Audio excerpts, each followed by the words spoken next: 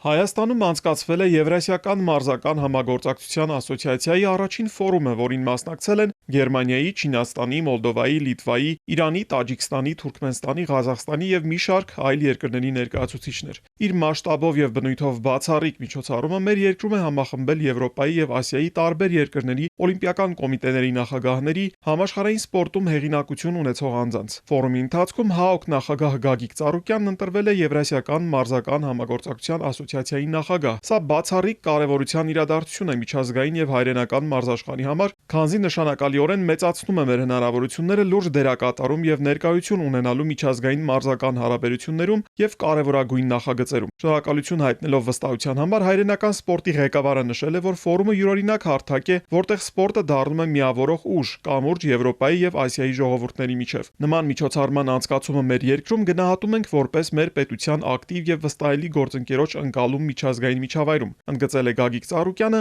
հավելելով, որ Հայաստանի օլիմպիական կոմիտեն պատրաստ է հանդես գալ որպես ընդունող կողմ մեր պետությունների մարզիկների համատեղ հավաքների համար, քանզի մեր մարզական օբյեկտները, կլիման, աշխարհագրական ռելիեֆը մի շարք մարզական ուղղությունների համար բացառիկ հարմարավետ են։ Գագիկ Ծառուկյանն առաջարկել է մարզիչների եւ մարզական մասնագետների փոխանակման համատեղ խոշոր նախագծեր իրականացնել, համատեղել ջանքերը միջազգային մակարդակում սպորտի զարգացման եւ եվրասիական մայրցամաքի մի շարք պետությունների միջև առաջատար փորձի փոխանակման նպատակով։